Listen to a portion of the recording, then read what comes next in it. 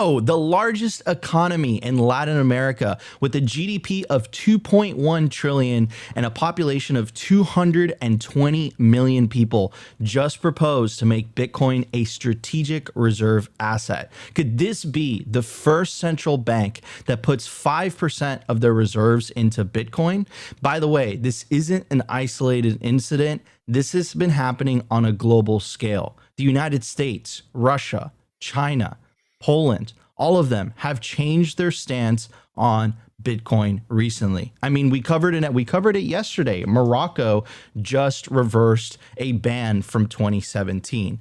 Could we be seeing the first innings of what Max Kaiser calls the global hash war, or like other people like to call it, the global international nation state FOMO into Bitcoin? I don't know. We'll talk about it today. Anyways, guys, it's going to be a great show. Let's jump into the news. To be specific, ladies and gentlemen, what happened was a parliamentarian Eros Bondini filed a bill in Brazil that would make Bitcoin a sovereign reserve. So that's the breaking news that happened yesterday. It actually happened when we were doing yesterday's show. And me and Opti were talking about it. We're like, we're definitely going to talk about this tomorrow. Now, if this was happening by itself, it would be a nothing burger. But like always, guys, we ask you guys on Simply Bitcoin, connect the dots. If you connect the dots with what's happening in the United States on the federal level and on the state level, like this is becoming very clear where this is going. So let's get to the Brazil news. Congressman Eros Bondini filed this Monday a bill that proposes the creation of a sovereign strategic reserve of Bitcoins by the federal government Resbit. According to the parliamentarian, the project aims to modernize Brazil's financial and technological mandate. Bondini mentions that several countries, that's the key here, have adopted innovative measures to integrate cryptocurrencies into national financial management, such as El Salvador, the United States, China, and the European Union. According to the bill, which has not been numbered, the objectives are to diversify the financial assets of the national treasury, protect international reserves against exchange rate fluctuations and geopolitical risks, promote the use of blockchain technologies in the public and private sectors, and guarantee backing for the issuance of the Brazilian digital currency. Well, that sucks. So it's like, okay, we want a CBDC, but at the same time, the bill provides for a planned and gradual limitation. Translated back to Portuguese. Sorry about that. The bill provides for a planned and gradual limitation on the acquisition of cryptocurrencies up to 5% of Brazil's international reserves, disclosure of biannual reports to the National Congress and Society, compliance with the fiscal responsibility law, and secure storage using technologies such as cold wallets. According to the bill, the Central Bank of Brazil and the Ministry of Finance will manage Resbit and must, among other obligations, create advanced monitoring and control systems using artificial intelligence and blockchain technologies. In addition, they must also establish and maintain a robust infrastructure to protect digital currencies from cyber risks, fraud, and unauthorized access. In total, the two agencies will have 12 points to be fulfilled and maintained if the bill is approved. All right, I'm going to open it up to the panel. I'm joined here by my legendary co-host Optimus Field and Anthony from Stackchain magazine. Look, this is what I got to say, bros. Will this bill pass? I don't know. Will the bill pass in the United States with Trump? Right now on Polymarket has 31% odds. I don't know. But what I'm seeing is competitions between nations, right? Because the politicians are seeing it. And there's a very famous video that we played for you guys on Simply of a German politician, which she made this speech at Bitcoin Amsterdam, basically saying, listen, as the European Union, we're not going to have an option not to follow in the steps of the United States if they make this a strategic reserve asset. And shout out to Dennis Porter, because he's been doing incredible work on the state level, which of course that is going to incentivize the government at the federal level to make Bitcoin a reserve asset. You just see it. This is what Kaiser called the global hash war. This is Bitcoin's incentives working in real time. And I gotta give credit where credit is due. Shout out to Bitcoin country. Shout out to El Salvador, because they are leading the pack. Not only have they made Bitcoin a reserve asset, they've made their address public. You can audit it already, right? So yeah, this is crazy. Like I think we're on the verge of nation state FOMO. And the reason I was so excited to talk about today's news, Brazil is it's like the biggest country in Latin America by GDP, by population. I think maybe it's Argentina and Brazil. I believe Brazil's a little bit bigger. So the biggest country in Latin America is like, yo, look at what El Salvador is doing. Look at what the United States is doing. It's probably a good idea to get some just in case this thing catches on. This is insane. This is unbelievable. I've been in this industry for 8 years. How long we've come, it's insane. It's unbelievable. Opti, what's your take on this? You can't say it's surprising at this point, bro. Like, we just stay winning. It's awesome. Hold on.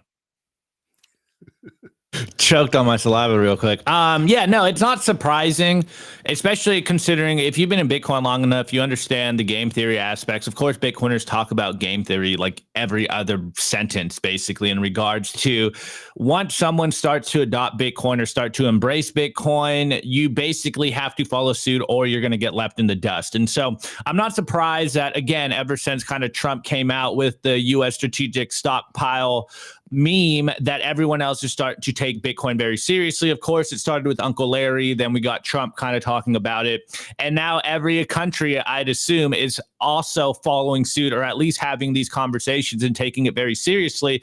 Though I think I said it yesterday on the show, I was saying it to Anthony before the show, the thing that is very surprising for me personally is just how quickly all this is happening, and especially going into 2025, which we're all expecting to be the final leg of this bull run.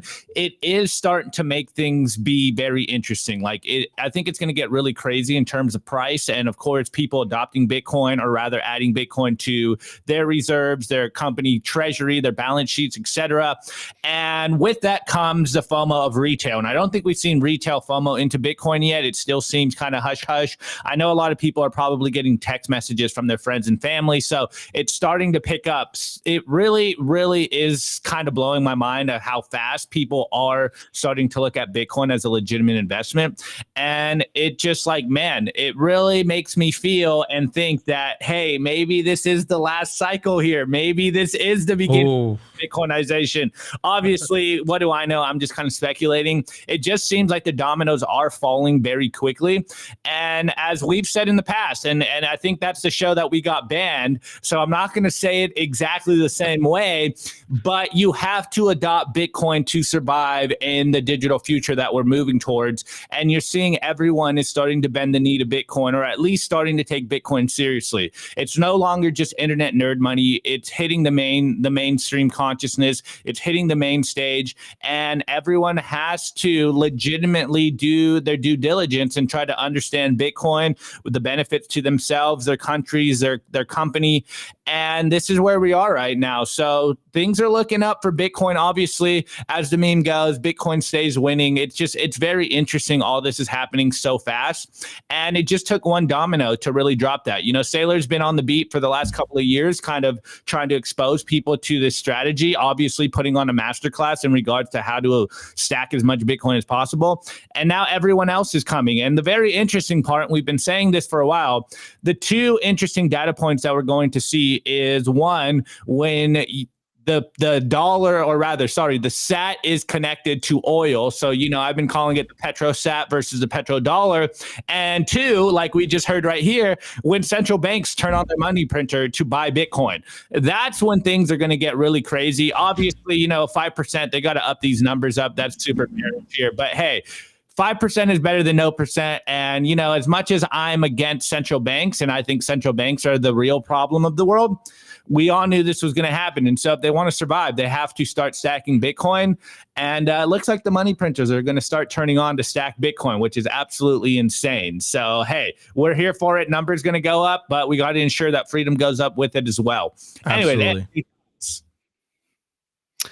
Anyway, when you talk about it's moving faster than you thought, 4 years ago during American election, Bitcoiners were persona non grata.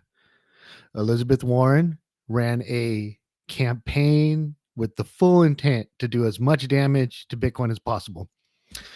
4 years later, the two candidates, you got one candidate, the losing candidate, who comes and says, we need to do a crypto industry reset. The winning candidate came to Nashville and personally courted the votes of Bitcoiners. So that's in 4 years where politicians are like, let's just go ahead and ignore this, to we can't ignore this. We kind of need these people's support. We need their vote.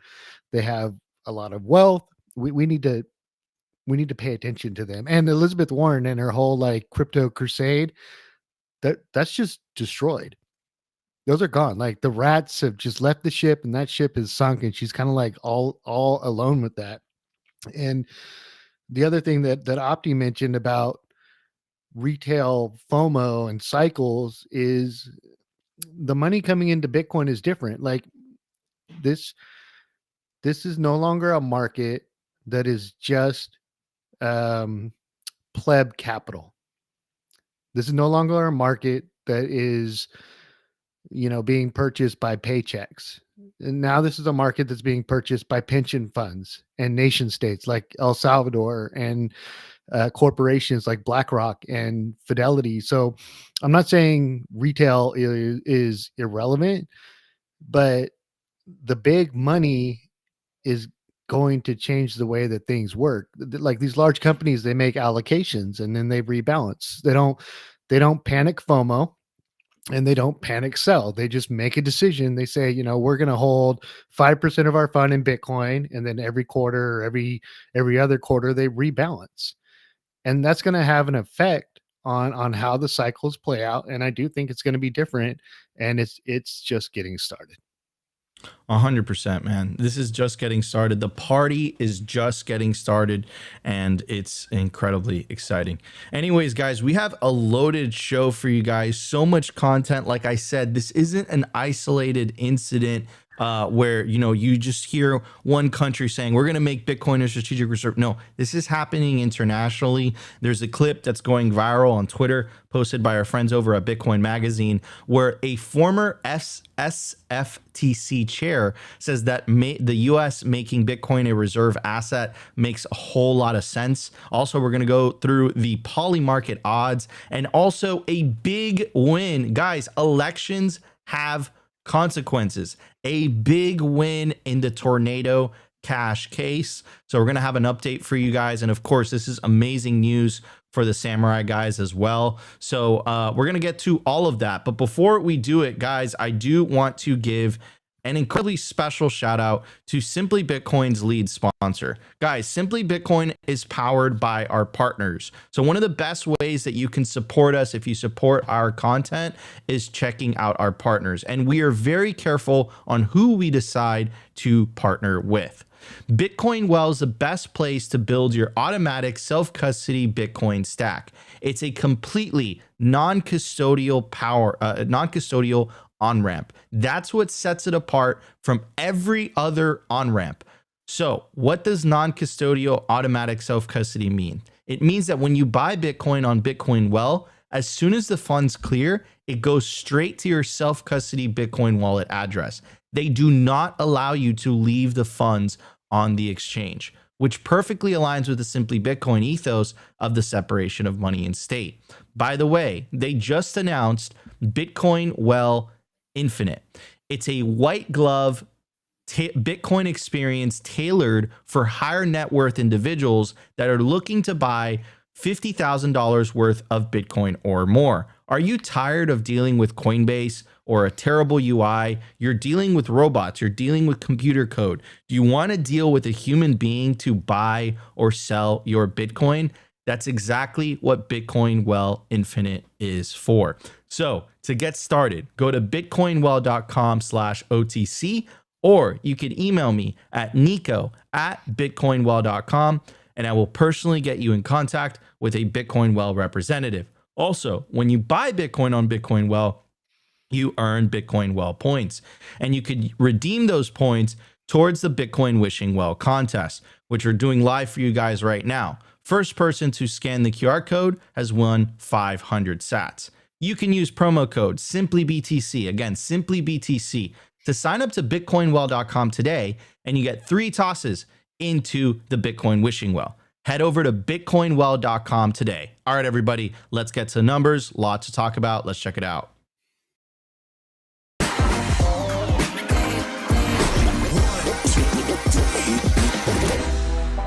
I want to tell you guys about our sponsor, Stampseed. Is your Bitcoin in cold storage really secure?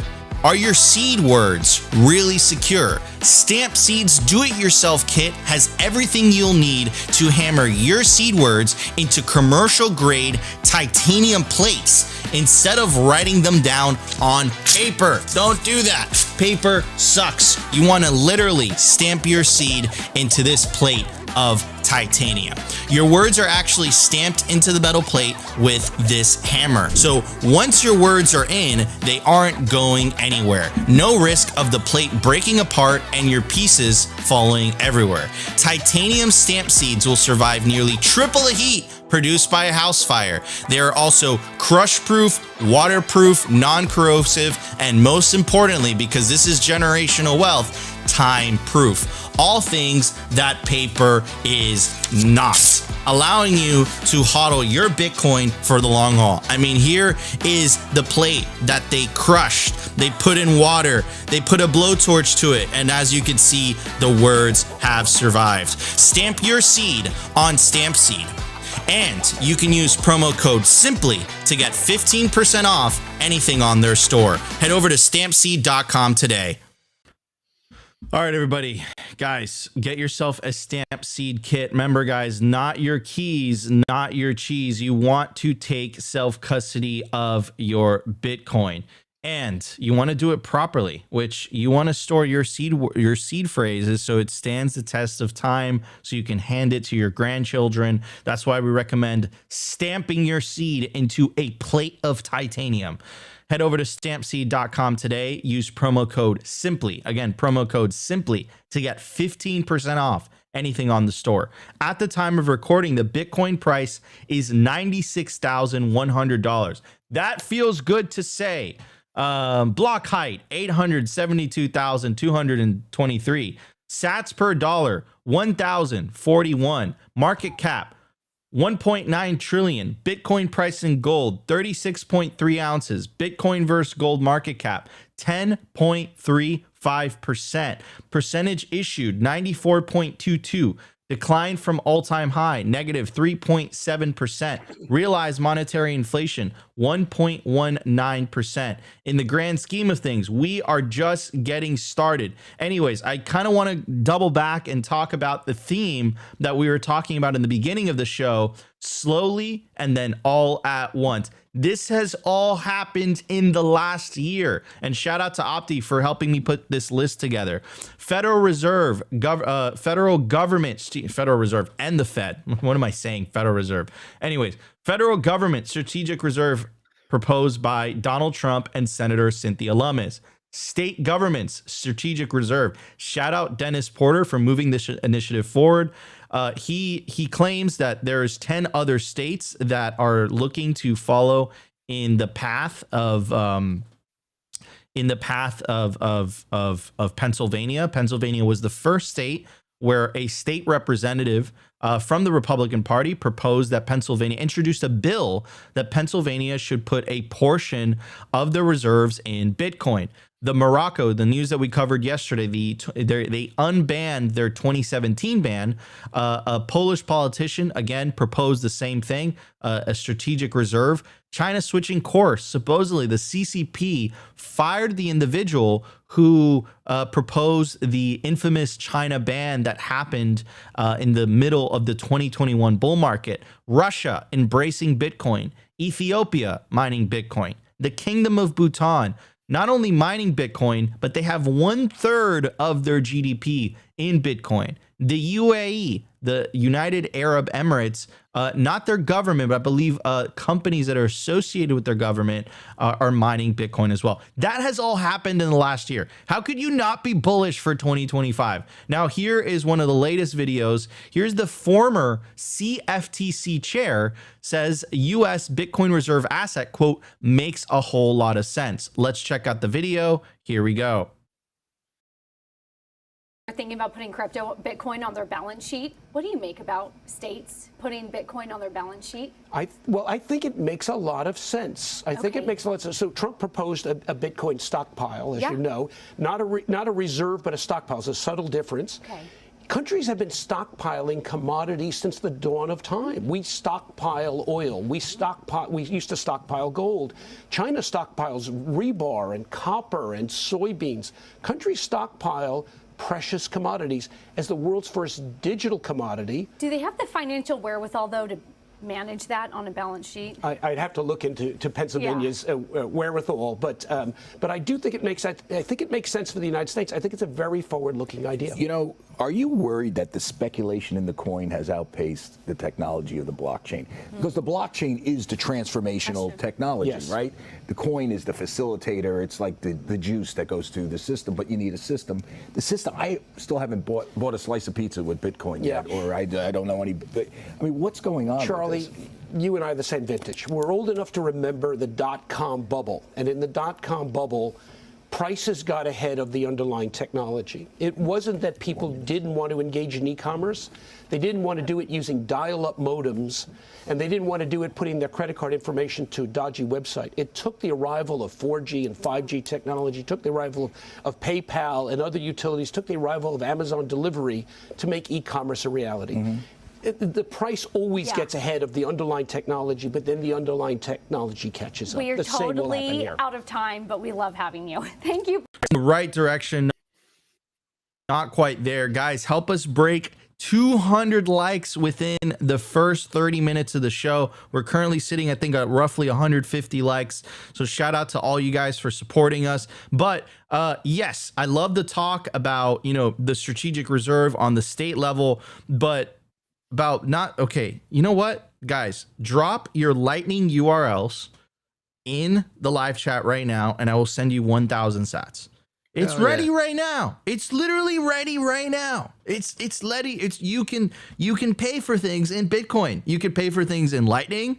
You could pay for things on chain. And the whole, and you know how I know this guy's wrong? The way he was talking about blockchain. What is this, 2017, bro? Like, we've gone way past that already. Anyways, it's Bitcoin, not blockchain, bro. There's no point. Look, a blockchain is just a very, very inefficient, it's a very inefficient ledger. I'll put it to you that way. But the reason that Bitcoin chooses to use the blockchain, the reason that the blocks are the size they are, is because Bitcoin values decentralization and security above all. So if you increase the blocks, there's trade-offs with that. Less people are running nodes, less decentralization, right? So you want Bitcoin to stay as is, and that's what makes Bitcoin so unique compared to all of the other cryptocurrencies, where the founders, the creators are able to change the rules to benefit themselves. It doesn't matter that Michael Saylor could own up to 1 million Bitcoin next year. He doesn't have more power over the pleb that owns 0.01 Bitcoin. So it's a step in the right direction. They're talking about it. They have no idea what they're talking about, but at least they're talking about it. Anyways, I also want to, I remember something that Opti said in the beginning of the show, and I do want to talk about it. This is bullish for price, but this has nothing to do with the revolution. The revolution, the peaceful Bitcoin revolution, is individuals taking back their financial sovereignty by buying, earning, mining Bitcoin, and taking that said Bitcoin into self-custody. That is how we change things. And if you get a percentage of the world, 5, 10, 15%, that have opted out of the fiat financial system and have opted into Bitcoin, that's going to change the world fundamentally. And the way that it's going to appear, the way that it's going to seem, is exactly what we experienced with the disintermediation of information. How essentially people stopped getting their news through traditional legacy media, which in my opinion is co-opted, right? There's only a handful of legacy media outlets. And now what social media has allowed is essentially decentralized media, citizen journalism, individual journalism. I think the peaceful Bitcoin revolution is going to appear very, very similar. It's going to be a grassroots movement. It's going to come from the bottom up. It's not going to be top down. Anyways, Opti, what's your take on this? Yeah, well, I mean, I also saw something that's pretty similar. I think, like it was saying, if you guys read that ticker, and for the audio listeners here, Giancarlo, I'm probably messing up your last name, but he is in the running for being part of this crypto role, or a crypto czar role, and he's still kind of a front runner for being the leader. But it looks like the Trump administration is also kind of moving away from having the SEC be the ones heading over legislation or review over the crypto industry. And it might be falling under the CFTC purview, which would, I think would be a benefit to a lot of the Bitcoin industry. And it is very interesting to even have these conversations again, midway through the year, Nico and I were talking about, well, rather more Nico than I, because I'm like still the last Alamo type person here. It's like, man, it seems like the US is going down the wrong path and we might have to pick up and leave just because we're Bitcoiners. And now it's seeming like it's shifted on a penny here. And now it seems like we might have a favorable jurisdiction in the US. And I think this is part of the conversation. And as you can see, as it's been kind of decriminalized and legitimized in the eyes of the media, everyone has to kind of take Bitcoin seriously. Again, I keep repeating the same thing over and over. And I think that is kind of the fundamental question, where now people aren't really kind of laughing and scoffing at the idea of a Bitcoin reserve strategy. They're kind of wondering how the technicals actually play out and what the benefits might be, and whether this is a good idea or not just completely relegating it to, quack ideas. And so obviously the conversation has evolved. Now, personally, I don't really like the digital commodity meme. To me, Bitcoin is money. It is, the superior perfect money. And I want it to be kind of relegated more to the status of money versus a commodity or an asset or property like we've been seeing. So I think these are some good steps. It's kind of moving in the right direction. And then like what Nico said, man, the TV host guy, or the other guy on the panel, not the former CFTC guy, talking about blockchain. And it's like, what year are we in? I thought we really have, rooted out all of these stupid ideas about, it's really blockchain, not Bitcoin. And you can see that they still have a lot to learn. They're still kind of on their learning path. But anytime I hear blockchain from someone, I'm like, okay, we still have a lot of ways to grow here. Like, there's still a lot of education that has to be done. So I think it's a good thing. And obviously, again, now the game theory is playing out in real time. Like, everyone now has to fundamentally take Bitcoin seriously, either on a personal level, on a company level, and now we're seeing on a nation state and even a banking level. And so the game is changing very quickly. And, it is, on the one hand, a little terrifying. Maybe it's just because I'm a, Bitcoiner. I'm like, I can't help myself but being contrarian. And when the mainstream consciousness starts to embrace things that I like, it starts making me feel a little iffy. But I think this is a good thing overall, and we'll see how it plays out. So, of course, we don't know exactly who's going to be the first one to adopt a Bitcoin strategic reserve or strategic stockpile, but the conversation's happening. And whoever does follow, if it's one of these big, Western nations, one of these world reserve currency status type nations, it's really going to be a next level, and this time will be different in regards to Bitcoin. So I think the beginning of 2025 is going to be very interesting to see what actually happens and what plays out with this new administration. Amen to that. Anthony, what's your take, brother? So my favorite part was at the very beginning where at first she said crypto and then she corrected Yeah. herself and said Bitcoin. So, that's kind of nice to have like mainstream, the mainstream media, like demonstrating a decisive difference between crypto and Bitcoin. And then you're right. When you start talking about, underlying blockchain technology, that's a huge red flag.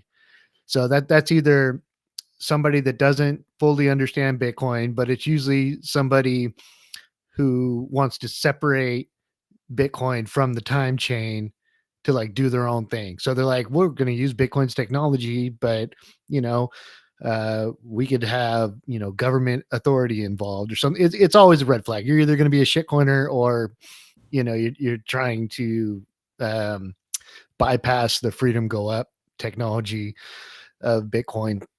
And then probably the major thing that stuck out when Opti was talking about how moving regulatory authority from the SEC to something else. I think the CFTC is in talks. We all need to give Gary Gensler a great big thank you, because like he did his best. He did his damn best to stop the ETF rollout and to keep Bitcoin affordable for working class people. If it wasn't for him, like we had a whole like extra 2 years of Bitcoin basically being under like 30K because of him. And once Wall Street and nation states get involved, you're not going to be able to like stack a whole Bitcoin just by like busting your ass and saving up for a few years. Most people will never own a whole Bitcoin. So there are plebs that had an amazing, as long as you weren't, afraid, if you stacked your ass off over these last 2 years, you got more sats than you will ever get in your life. And that's, Gensler is partially responsible.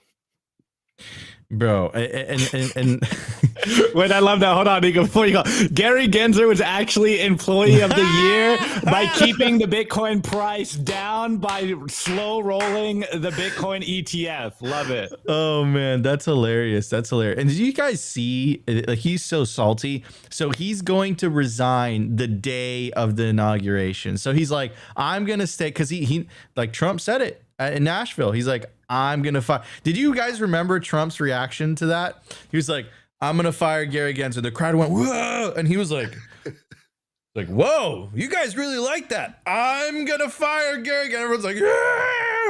Dude, it was so funny. It was so funny. Anyways, guys, new goal. Help us break 250 likes within the first 40 minutes of the show. So if you guys are enjoying the show, smash that like button. We're about to break 2,000 live viewers across YouTube and X. And of course, shout out to our Rumble audience. I think we're almost at 100 live viewers on Rumble as well. Anyways, guys, we'll be right back. We're going to hit the news segment and we're going to have an update for you guys in regards to the Tornado Cash and how that is a huge win for the Bitcoin industry. A special shout out to our sponsor, Compass Mining. They make Bitcoin mining accessible to everyone, from beginners to experienced investors. Their turnkey miners gets you online and hashing within 48 hours, making it easier than ever to start your mining journey. Plus, with their active marketplace, you can resell your miner at any time, adding flexibility and value to your investment. Visit their website to access a wealth of resources, learning everything you need to know about Bitcoin mining. Take your first step into the world of Bitcoin mining with confidence. Discover more at compassmining.io. Again, compassmining.io, and see how Compass Mining can power your success.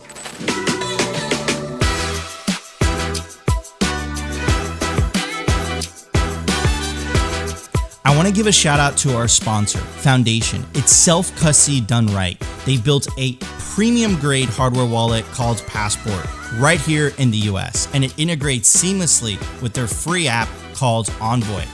Passport is fully open source and verifiable. It's the most intuitive Bitcoin wallet design with a UX reminiscent of a classic feature phone, so you'll know how to navigate it and use it the moment you pick it up. It's also air-gapped, meaning Bitcoin stays offline, never touching an internet connection. It's Bitcoin only, open source verifiable, air-gap security model, gorgeous design craft, premium grade materials. Get your Bitcoin off exchanges and into your own hands in just a few minutes with Passport at foundation.xyz/simply. Get peace of mind for your piece of Bitcoin. Everybody, we have Opti right now. It's upside down Opti. We have Opti right now showing off the Passport by Foundation Devices. Guys, this device is the perfect gift to give to somebody that perhaps is a little bit intimidated by self-custody. It doesn't sacrifice security for convenience. You could pair it up with the Envoy app, and it makes spending cold storage Bitcoin incredibly easy. Use promo code SIMPLY to get a discount. Doesn't come with Opti, but you will get a discount. Take self of your Bitcoin, get yourself a hardware wallet. Passport by Foundation Devices. All right, everybody, let's get to today's news. Almost about to break 2,000 live viewers on the show. Smash the like button. We're at 229 likes. Keep smashing that like button. Anyways, elections have consequences. This is what I'm going to say. And the reason I'm saying this is because me and Opti got a whole lot of shit when we started talking about the orange man. But we kept telling you guys, I'm like, look, guys, you have the option between a hostile administration and a friendly administration. Now, we kept emphasizing, does that mean that Bitcoin needs the approval of a politician for it to succeed? No. In fact, even if the United States bans Bitcoin, which is extremely unlikely at this point moving forward, it would still survive. That's the whole point of its decentralization. However, I did say that for the regulatory environment in the United States, which will affect you if you're a Bitcoiner living in the United States, I said that the election of the orange man, also known as Donald Trump, would be positive. So, quick little political news. His cases were dropped. So, like, the cases against him were dropped yesterday or the day before. Why?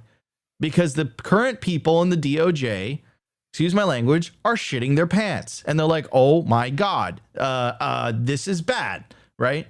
So, what I'm saying is that what I believe is going to happen is any cases that were brought to crypto or to Bitcoin by the current administration, I think the Trump administration is going to play a big influence on dropping a lot of those cases that are anti-Bitcoin. The other thing that I will say as well is that, remember, from day one, and we're going to hold Trump accountable. In fact, we're going to be counting the days since Trump gets inaugurated that Ross isn't free. So we're going to say, we're going to give him the first day. We're going to give him the first day. Fine. But January 2021, Ross better be free, or we are going to make a big commotion about it here on Simply Bitcoin. Anyways, let's talk about the good news. We've been talking about Tornado Cash, and we've been talking about exactly free Ross day one. We've been talking about Tornado Cash, and we've been talking about Samurai for almost a year now. And what we said was so dangerous about the Tornado Cash case was that the Treasury, specifically the Office of Foreign Asset Control, the OFAC, which is part of the Treasury, was trying to set a precedent to sanction open source software. So the Treasury has the ability to sanction foreign governments. So that means that if you are a member of the North Korean government or the Venezuelan government, you're not allowed to interact with the US economy. You're not allowed to open a bank account. In fact, you're not allowed to, you're not allowed to do business with US personnel, right? You're not supposed to be using the dollar, right? There's a tremendous amount of power that come with these sanctions. And what the Treasury was saying is that, hey, open source software by Tornado Cash, yeah, we're going to put a sanction on that. Meaning, if you as an American or people use that software is sanctioned. You can't do it. Big no-no. You could potentially get into legal trouble. And what we're making the case for, and Coin Center did a great job, and Bitcoin Policy Institute did a great job on this as well. We're making a case like, how can you sanction open source? That's like saying, like, because code is like, it's just speech. You're just right. It's just words, right? And they tried this in the 90s too with the whole encryption wars and stuff. But they were basically making the case that, like, look, like, yeah, we have the ability to do this. And we're like, how could you sanction software? And by the way, this was 100% on purpose. And the reason they started with Tornado Cash is because very few people were using it. But imagine if that precedent would have stayed.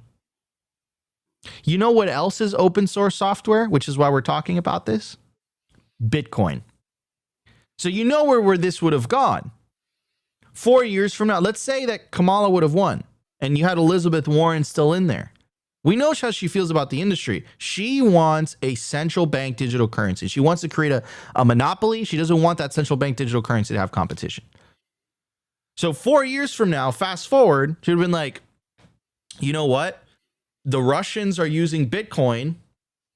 We got to sanction Bitcoin. And then guess what? That puts you kind of in a predicament, right? So are you breaking sanctions because you're running a node in your home? Right? That is the precedent that they were trying to set. This is why this win is massive. Anyways, getting to the Cointelegraph article, big victory in Tornado Cash case as judge says OFAC acceded authority. It goes on to say Tornado Cash users scored. That's bullshit. Bitcoin, the whole industry scored a major victory in a United States appeals court after a 3-judge panel found the Treasury sanctions against the crypto mixers' immutable smart contracts were unlawful. In a November, and I'll put this, I'll clarify that. Treasury sanctions against the crypto mixers' open source software immutable smart contracts were unlawful. In a November 26 legal opinion, a Fifth Circuit appeals court 3-judge panel said the Office of Foreign Asset Control exceeded its authority in sanctioning Tornado Cash's immutable smart contracts, reversing a lower court's decision and granting the platform's users a partial summary judgment.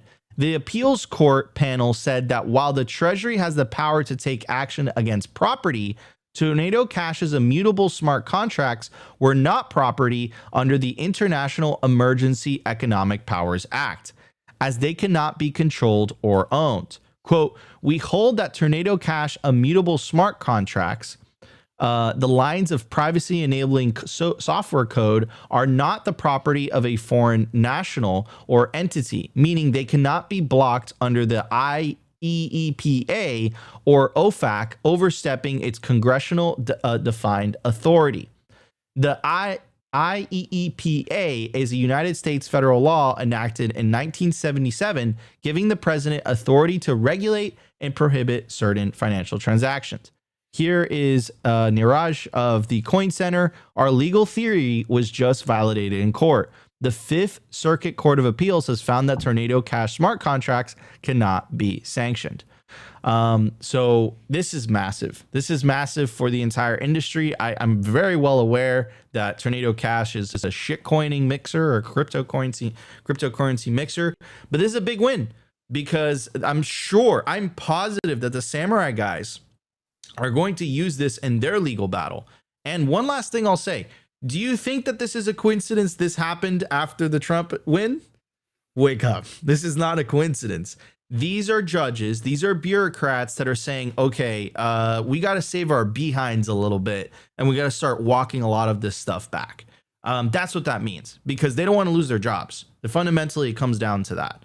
So, yeah, this is massive. Shout out to Coin Center because they're really the ones moving We covered it a lot, but they were really the ones like pushing this forward in the Imperial City in Washington, D.C. So yeah, I mean, crazy stuff, crazy stuff. Opti, big win, bro. I think, I mean, Trump promised us this. You guys are going to get tired of winning. You guys are going to win so much. You guys are going to get rich. You're going to have fun with your Bitcoins. He promised us this, right? So anyways, Opti, what's your take on this? Dude, we've been covering this for a year now. We've been saying how dangerous it was. Potentially setting the precedent to sanction open source software. Are you surprised? This came out of nowhere, really. Yeah, it is a bit surprising overall, the fact that this kind of came out yesterday and it kind of went under the radar for most people.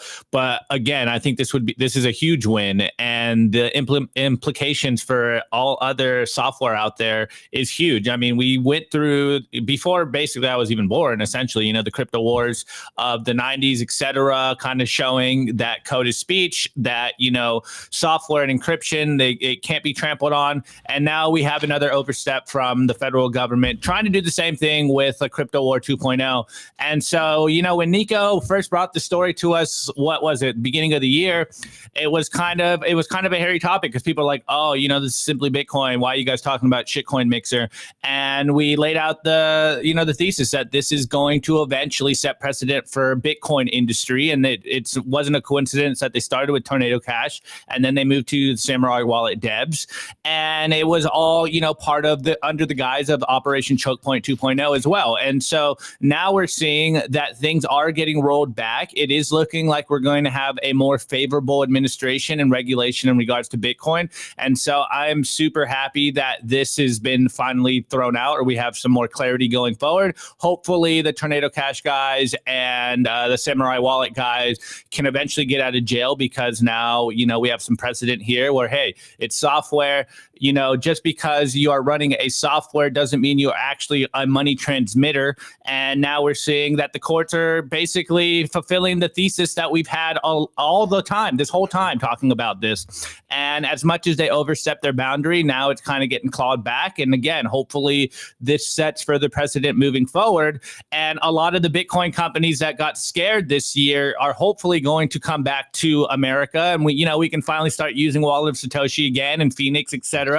And we have the crypto hub, or rather the Bitcoin hub that we want it to be here in the States, because, you know, I don't want to leave. I want to be using the Bitcoin tech and the Bitcoin wallets that are the best. You know, say what you want about Wallet of Satoshi being custodial, but hey, it just works. And if we're going to onboard billions of people onto Bitcoin, you need some wallets that just work, so that people don't get themselves shot in the foot. And I think this is a great step here. This is a huge win for the Bitcoin industry. And let's see what happens afterwards. Let's see what, you know, we see coming down the pipeline after this huge win. So I'm super hyped that this happened. And let's just hope that we have more favorable stuff coming out in regards to Bitcoin being software, Bitcoin being speech. And, you know, the implications here for a while were all of us running nodes are now money transmitters, and we have to get money transmitter license. And if you're using Lightning wallets, etc., like, we're all criminals. And now we're kind of seeing some light at the end of the tunnel, and I'm really happy about this. Yeah, absolutely, 100%. By the way, guys, we hit 269 likes. Let's set a new target, 300 likes before the end of the show. If you guys are enjoying the show so far, the 2,400 of you guys watching between YouTube, Rumble, and X, make sure to smash that like button. Really, really helps with the algos. Anyways, Anthony, what is your take on this, my friend? It's fantastic. So nothing stops this train. Bitcoin can't be stopped, right? Open source software can't be stopped. So Bitcoin and open source software will be okay. The march towards freedom will happen. So these laws are about us and like how we're going to be treated during this revolution. And just because, you know, Bitcoin's going to be okay, it doesn't mean that I'm going to be okay. Like, if there's a bunch of like anti-Bitcoin laws, that doesn't stop Bitcoin, but it could mean that I end up in a cage somewhere, and I would like to avoid that if at all possible. So from, you know, Bitcoin is freedom go up technology, and a win for liberty is a win for us all. So even though Tornado Cash wasn't specifically Bitcoin, open source software is so important. So much of the Bitcoin infrastructure works because of open source software. The reason that this train isn't going to stop, the reason that Bitcoin is the world's reserve currency is because of open source software. So amen to that. Fantastic. Yeah, beautifully put. Beautifully put. All right, guys, we have a ton of stuff for you guys in the culture. Stay tuned. We will be right back. Let's check it out. To our sponsor, HIVE Digital Technologies. As the first ever public miner, HIVE's been battle tested through every possible market. And as the first with an AI strategy, HIVE continues to redefine the future of sustainable energy. Also, gotta casually drop this in here, HIVE consistently tops the industry in Bitcoin mined per exahash. They're lean and mean, they're green and clean, and they're changing the game. Learn more by following them at HIVE Digital Tech or check out their website, hivedigitaltech.com.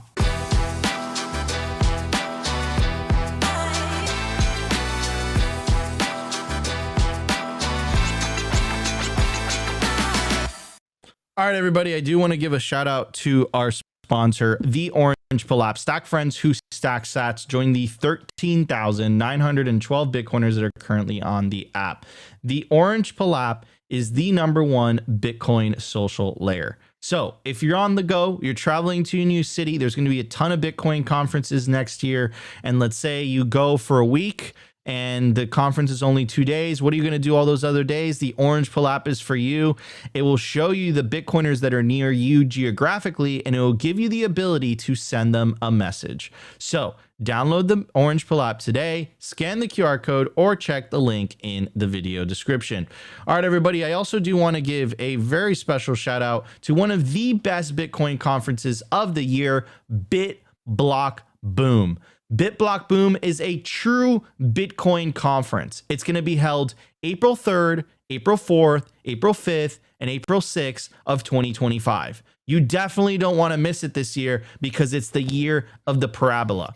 BitBlockBoom is the perfect conference for you to network, to potentially get a job in the industry, to meet your favorite Bitcoiners, because the conference isn't so big that people get lost in the sauce. And it gives you the ability to just go up to whoever your favorite Bitcoiner is and just go up to them and start a conversation. In fact, this is the first Bitcoin conference where me and Opti met in person. Anyways, guys, you want to get your tickets quickly because the tickets do increase in about 10 days or so. And if you use promo code BBB21, you'll get $100 off of your ticket. Anyways, I'm so excited that we have our guests for today. Anthony from Stackchain, Opti.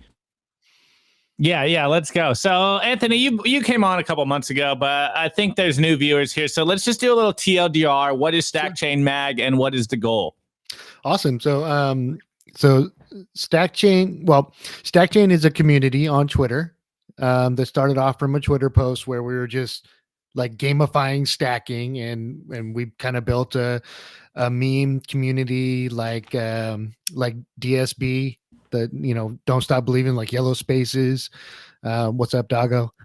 And as a result of that community, we created a culture magazine, and that is Stackchain magazine. So yeah, and keep going. I thought you were gonna stop. Keep going. No, and we just released the 5th issue called Round 5, and there it is. So round 5 is the interesting issue. So all of Stackchain magazine is limited print. So each issue we only print a certain amount. Once they're sold out, they're gone. We're not gonna reprint because we're Bitcoiners, so we value scarcity, and and it's a lot of fun. This particular issue has 2 versions, and I can't really get into too many details, but for those of you that are collectors and you want to make sure that you get every copy of Stackchain magazine, you're going to want to get 2 of these. But the magazine is a culture magazine. Like, we are a collaborative community art piece where all of the articles in the magazine are contributions from plebs. So, for example, this piece has an interview with Maddox, obviously, but then the rest of the content is all pleb stories. And then the artwork is all pleb artwork. So normally the covers of Stackchain magazine are artwork done by Bitcoin artists, and this one kind of went in a different direction where we're kind of featuring Maddox. He actually went and hired a photographer and custom made the font just to make an amazing cover. Stackchain is an organic thing, and the magazine just kind of like builds itself as we go along. The whole origin story from Maddox even being involved in this issue is he's an amazing artist, and there was some kind of interaction online with Twitter, and Bailey offered to turn the piece of art into like an ordinal or something. He offered him like, hey, I remember that. Yeah. So Maddox responded like a boss with this whole video, just talking about like, yeah, we don't do that. So we jumped in there and we're just like, that's amazing, man. You know, would you like to contribute some artwork to the next issue of Stackchain magazine? And he's kind of this larger than life guy. His art is so prolific. It's so amazing that he contributed so much to this particular magazine. And the way that I say like Stackchain magazine kind of grows organically is it wasn't intended, like we didn't intend to have like that specific cover, or we didn't intend this issue of the magazine to go in this direction, but it did. And yeah, we are really proud of it. So I have a quick question here. I see on the bottom it says 18 plus. Is this the first 18 plus Stackchain magazine? And I'm sure if you've been around, you know exactly why it is 18 plus. There may be a not so family friendly picture of Maddox somewhere in this magazine. But yeah, is this the first 18 plus? And is it because of that picture? I don't know what I'm allowed to say. I haven't consulted the community in regards to like how I should answer this question, but it is 18 plus because there's some things that technically young eyeballs shouldn't be looking at. There's in it, you know, it's not just that. How do I say this? There's an article in there from Bitcoin. Panties for Bitcoin. So you know, you may have seen some pictures floating of a photo shoot with some panties for Bitcoin models as well. So yeah, this is our spiciest episode. Again, it wasn't our intention. Like Stackchain magazine, each issue just kind of like unfolds the way that it unfolds, and every issue of the magazine is while it continues to be like a pleb culture, you know, community art piece, we kind of level up on each issue. Every issue just kind of brings something new that's never been brought before, and round 5 is no different.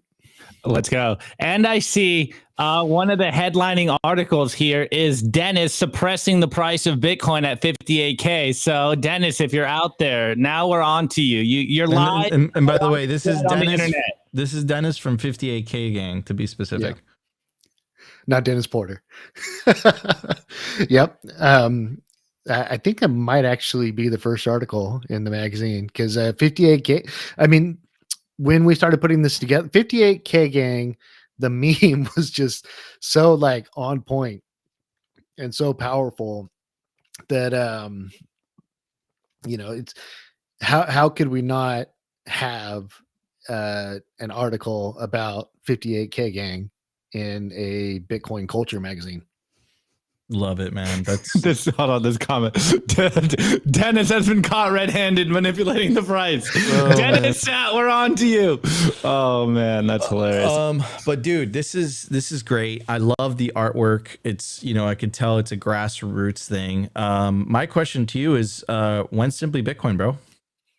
Wait, don't say that, because last time we were supposed to get him an article and we forgot to get an article that was going to be in this. It was our fault. Yeah. I tried to get it going, so that I'll take the responsibility for that. That one's on me. We never got it to him. I started the wheels in motion, but maybe soon. Opti, we're going to talk later. Yeah, Simply Bitcoin has an open invitation to contribute to whatever issue of Stackchain magazine. What do we have to do to get on the cover? Oh, wow. That's a great question. So we like to feature the artwork of Bitcoiners. So if Simply Bitcoin contributes like compelling artwork to get on the cover, that is basically, we pick our covers by what's badass, right?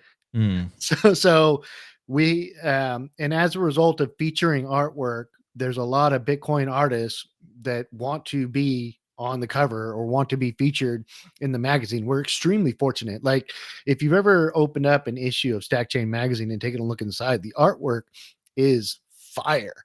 I mean, it's like pure Bitcoin signal. So, Maddox, Maxi Club, Florencia, I'm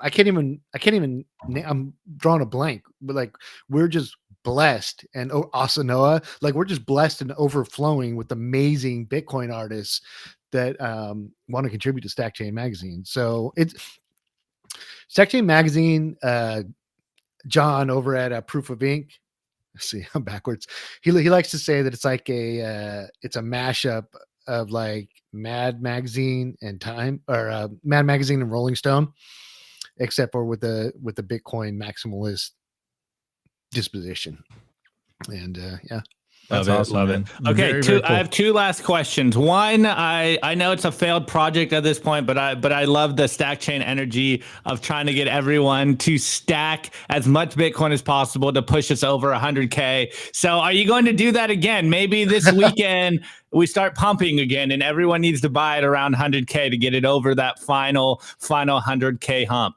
So Stackchain is not dead. How dare you? No. The initiative, the 100K Stackchain buys. I don't know what you called it. So the way Stackchain functions is we're all just looking for reasons to like encourage each other or antagonize each other into stacking more, right? And so, okay, so the 100K buy wall chain. I'll be honest. I stole that idea. I didn't steal it on purpose. So one of the most infamous Stackchainers, Seven, who stacked 7 on the original Stackchain, he posted a buy where he set the market order limit at 100K, and he's like, "Hey, everybody, let's just do this." And my brain like wasn't working right as to what he was doing. So like I saw that and I was like, "That's an amazing idea. That should be like a Stackchain sidechain." So then I created this whole tweet where I was like, hashtag buy wall chain. And then I posted a $21 screenshot of a market limit order at 100K. And then like hundreds of people responded and, just replied with their own market limit where we were creating a buy wall at 100K. And that's kind of how Stackchain works. It's just out of the blue. The Stackchain community comes up with some fun, silly, or serious reason to stack sats, and then we get you to stack more. So, I mean, that's hundreds of smash buys essentially that 1 or 2 or 300 people never intended to buy, but Amazing. Just because we all just got together and said, "Let's go," all these people put in market orders, and that's pretty much Stackchain in a nutshell. I love it, man. I love it. Wait, sorry, Nico. One more quick question. Someone in the chat's asking, do you guys do this monthly? I think they're like quarterly, right? Like, or do you just get them out as they come in and they're finished? Yeah, we get them out as they come in and they're finished, because we don't have a subscription model, because the last thing we want to do is like sell something that we haven't like produced yet. So as soon as round 5 is wrapping up right now. Like you can buy round 5 right now. I think it's going to get shipped in the next, maybe the week after Thanksgiving. Don't quote me on that, but I think that's when we're going to have it all printed and packaged and ready to go. So then once that's out the door, then we start working on the next issue, and I believe the next issue is going to be referred to as episode 6. You'll notice that all the versions of Stackchain have a different name. Like we don't say like issue 1 or 2.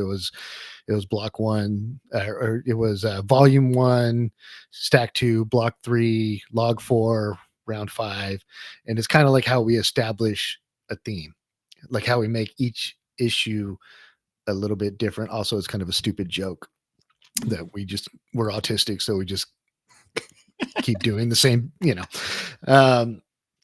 but yeah, so the next issue should be episode 6. In round 5, we're going to have a contribution page. So if you're a pleb and you have a great and amazing story, or some beautiful artwork that you'd like to contribute to the magazine, that's what we do. Like, we're not, Stackchain magazine is not news. Like, we're not trying to be news. We are a Bitcoin culture art piece. We take everything we can get from the community, from you guys, package it together in kind of like a time capsule, this amazing community art project, and then we give it back to you. So like, if you have a great Bitcoin story, or you want to contribute some artwork, find us, hit us up, find me on Twitter, hit me up. In round 5, there should be a contribution page where, you can scan a QR code and it'll kind of tell you like the contribution guidelines and that sort of thing. And if you're interested in getting a copy, don't wait. We've round 5 has already sold like half of what we're going to print is already gone. I don't know the exact numbers, but we only have like a handful of log 4 left. And that was the previous issue. And I think round 5 is already halfway gone. The first 3 issues are gone. I mean, they're completely gone. You can't buy them unless you go on the secondary market, and some of them sell for hundreds of thousands, or in some cases, 1 million sats. So like, if you want a copy of the magazine, don't wait. That's crazy. Okay, Anthony, last thing I want from you, because you were telling me before the show you got yelled at last time. So let's do the Stackchainer blessing, and then we'll wrap up today's show. Awesome. So the Stackchainer blessing is something that I do at the end of any of the Stackchain spaces or any Stackchain stuff that I'm involved in, and my guys, they don't feel complete if they don't get the blessing. So with that, I'm going to leave you guys with the Stackchainer blessing. I hope tomorrow you have more Bitcoin than you have today. Stackchainers, DSBers, and Simply Bitcoiners, I love you. Have fun stacking sats. Oh man, guys, go check out Stackchain magazine. Shout out to Anthony, our guest today. I'm your host, Nico, my legendary co-host, Optimus Fields, and we are Simply Bitcoin live for November 27th, 2024. If you guys enjoyed the show, you know what to do. Smash that like button, consider subscribing, and of course, we'll be back tomorrow for the Thanksgiving special of Simply Bitcoin Live. Brought to you by BitcoinWell.com, a Bitcoin-only platform on a mission to enable financial independence.